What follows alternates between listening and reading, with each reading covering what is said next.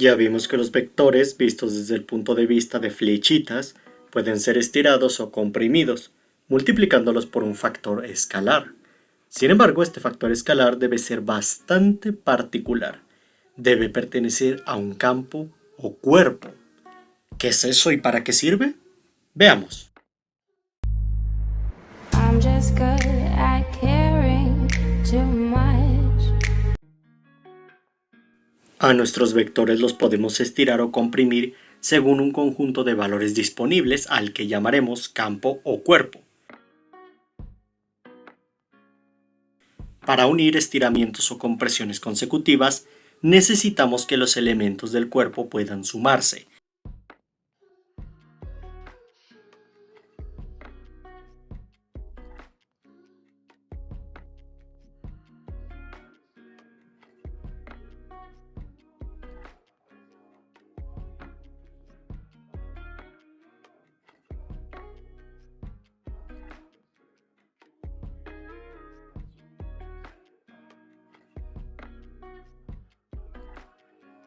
Y para poder encadenar expansiones o compresiones, los elementos del cuerpo deben poder multiplicarse.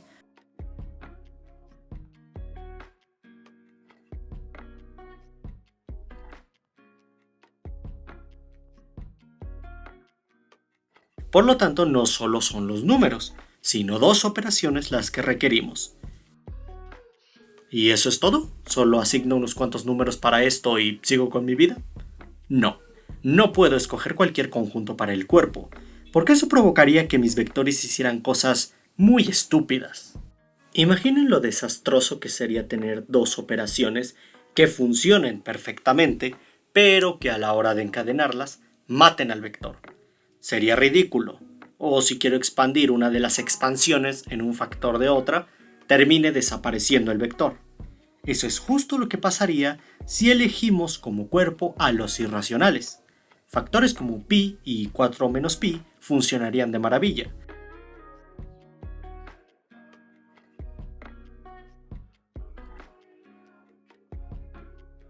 Pero como su suma es un racional, 4, y como del cuerpo solo puedo usar factores irracionales, está prohibido usar 4 como factor de expansión, así que no tengo otra opción más que asesinar al vector.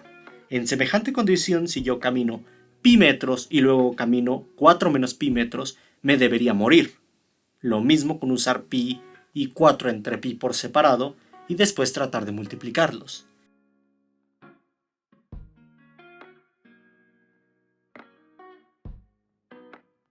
Así que para evitar esto, la suma y la multiplicación de elementos del cuerpo deben estar también en el cuerpo. A esto se le llama cerradura sobre la suma y la multiplicación. Otro desastre sería tener dos operaciones perfectamente útiles, pero que dependiendo del orden en el que las aplique o cómo las encadene, me lleven a resultados diferentes.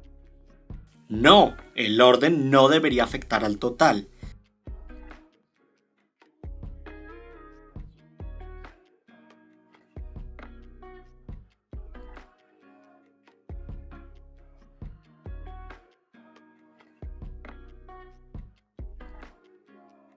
Así que la suma y la multiplicación de elementos del cuerpo deben ser conmutativos.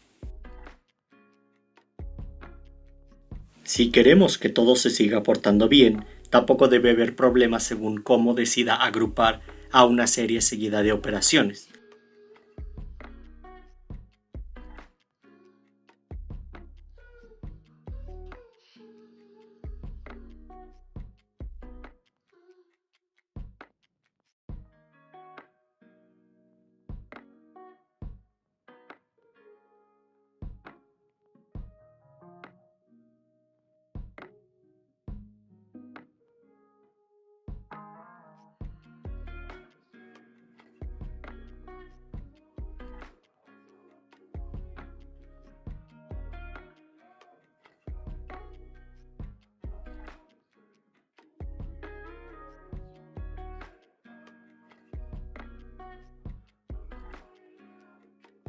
Ni de cómo decida agrupar operaciones encadenadas. Sin importar cómo las asocie, deben llevarme al mismo resultado.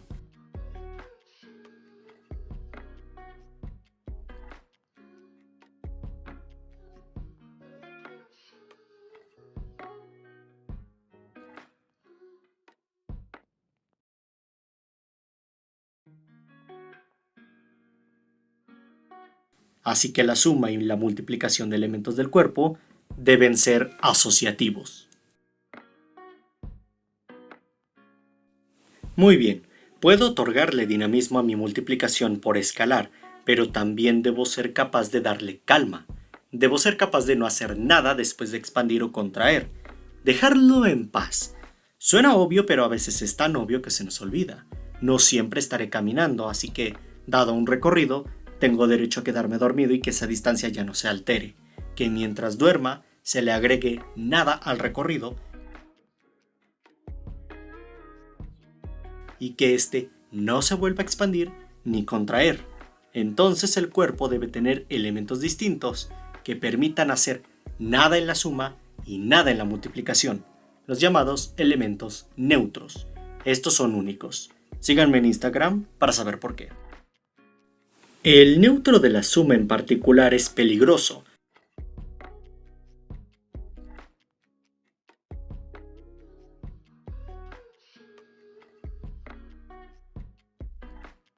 porque debido a sus propiedades, si S es multiplicado con cualquier vector, lo matará irremediablemente. Lo convertirá en el vector 0, detalle en el que ahondaremos más adelante. Además de detenerme tras una expansión o contracción, debo ser capaz de regresar al punto de partida, aunque eso mate al vector. Asimismo, para cada expansión o compresión, debo poder revertirla y obtener el vector original.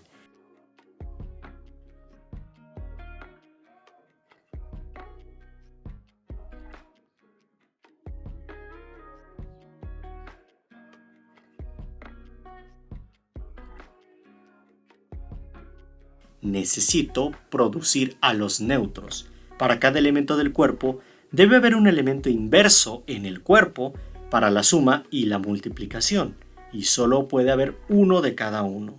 Síganme en Instagram para saber por qué. De este modo, puedo anular sumas y multiplicaciones. Para simplificar, a partir de ahora, genéricamente, llamaremos a cualquier neutro aditivo 0 y a cualquier neutro multiplicativo 1. El único elemento de un cuerpo que no puede tener inverso multiplicativo es el 0, porque una vez multiplicándolo con un vector, este se destruirá y ningún otro elemento del cuerpo podrá revertir esto. No importa que multipliquemos, nos quedaremos para siempre con el vector 0. Entonces, evitaremos definir un inverso multiplicativo del 0. Así, acabamos de esquivar una división entre 0. Es importante poder revertir operaciones. Sería un desastre si el cuerpo fuera solo de números naturales. Podría expandir los vectores, pero no habría modo de revertir ni su avance ni su expansión. Es algo espantoso, como ponerse a caminar y no parar nunca hasta morir. Y por último, no debe haber problema si hago una suma y después aplico una expansión o compresión.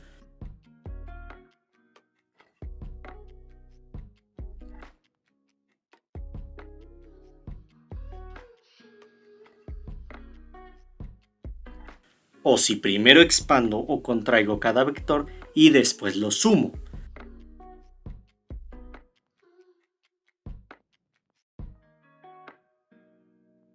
Debería obtener lo mismo.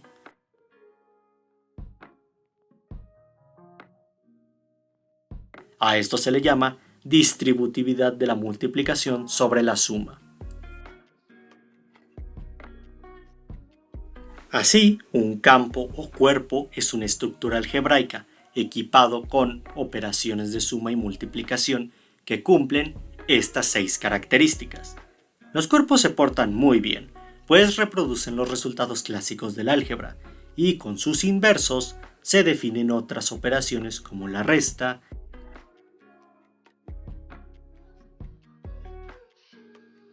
y la división. Los conjuntos más conocidos que pueden servir como cuerpo son los números racionales, los reales y los complejos, con la suma y multiplicación usuales, pero también funciona con conjuntos como este, con la suma y la multiplicación definidas así. Para comprobar que esto es un cuerpo, hay que probar las 6 propiedades y todas deben funcionar. Todas. Para la cerradura vemos que toda suma y multiplicación dan 0 o 1, los cuales están en el cuerpo. Todo bien. Para la conmutatividad notamos que no importa el orden de las operaciones, los resultados no cambian. Todo bien. Para la asociatividad, ya sea que operemos los primeros dos números o los últimos dos números al principio, el resultado no debe cambiar. Debemos probar todas las combinaciones. Esto funciona aquí pues el cuerpo tiene solo dos elementos.